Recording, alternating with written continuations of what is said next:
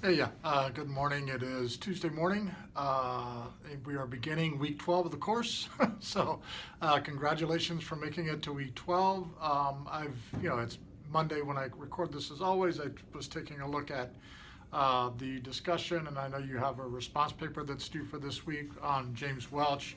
It looked like, folks are running a little bit behind on Monday morning.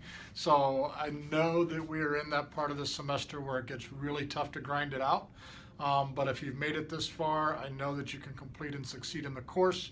So please take the time to get those response papers written up and put in.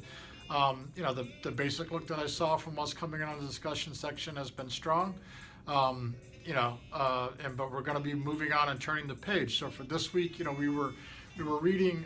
Excuse me, music's coming in.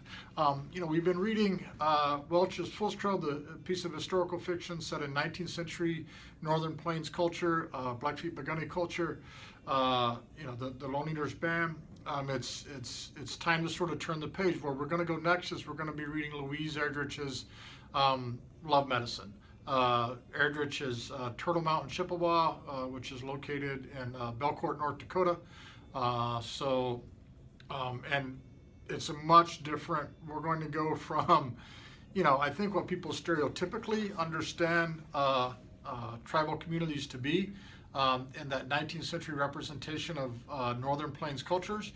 And we're going to be moving to contemporary 20th century, somewhat contemporary, I guess. It's set in the 1980s when the novel was written, when Erdrich's novel was written in the 1980s. And it's set in that time period. So for me, it's probably a bit more contemporary for some of you guys who weren't quite born yet. But it's certainly a 20th century tribal community's existence, or a representation of that, right? Keep in mind, as always, what we read is fiction. And while there may be some representations of tribal communities that strike some of us as readers as closer to home than others, in the end, these are always works of fiction, so we should always consider, I think anyway, analyzing them on their aesthetics, and maybe not always analyzing them as pure representations of culture, because all we really ever have is one representation of culture, and these are fictional representations, and so we can never really truly get there. And I think that makes Erdrich's work particularly interesting for where we're at in the course. I think I titled this section something like The Contemporary Novel or a Muted Center. I think as tribal communities have evolved and survived throughout the 19th and through the 20th century, they've been through massive upheaval, right?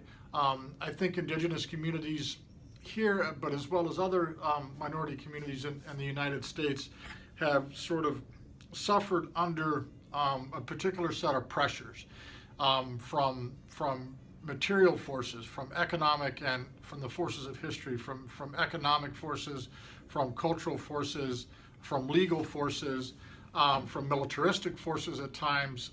Contemporary times, we might consider those militaristic forces, unfortunately, to be at times impositions of like state forces, right?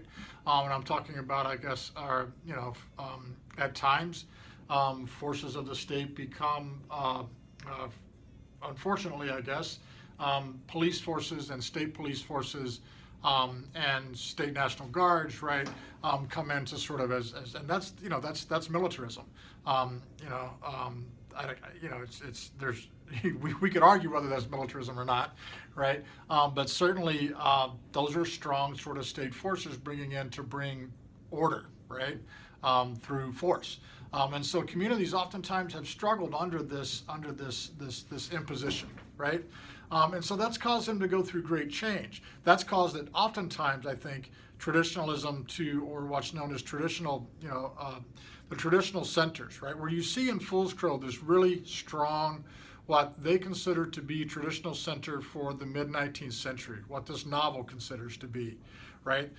Traditional center, for the Lone Eater Band, for this one community that we see, right? That was traditionalism for them at that in that particular year. And even you can see in watching Fool's Trail how that traditional center is shifting constantly throughout the novel, and you see these pressures being put upon it.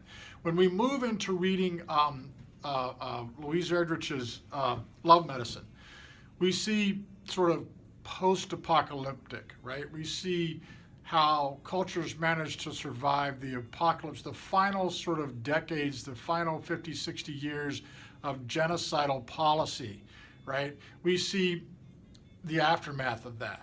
We pick up in and around the year 1930s or so in the novel, right, and we run from around the 1930s up until the 1980s. We see how people manage to survive. We see how one family, put it that way. We see, well, how a few families, right, the Lazars and the Cashpaws and others, right, and the Lamartines and others. We see, pretty much a small town survival through the 20th century, but it's a particular type of community, and it's a tribal community, somewhere, and probably most likely it's fictional, but it's also, we can tell by from where the characters are that it's basically set in on the Turtle Mountain Reservation somewhat.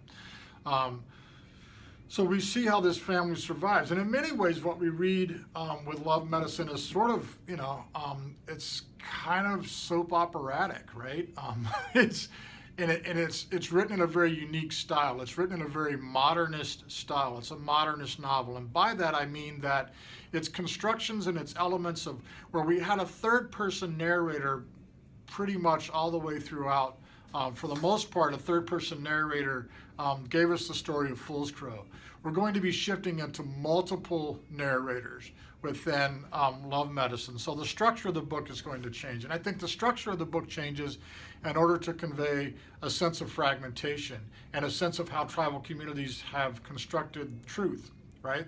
And not to say that people didn't still, in a book like Fool's Crow, people didn't still continue to sort of construct truth and home and center from multiple perspectives, right? Which is where we get like something in the Lodge Councils, where we had many men sort of creating multiple perspectives. And then we also had, on occasion, not nearly, I think, as meaningful as it could have been, but we occasionally see a women's perspective, right? But not necessarily as much as we see a male perspective in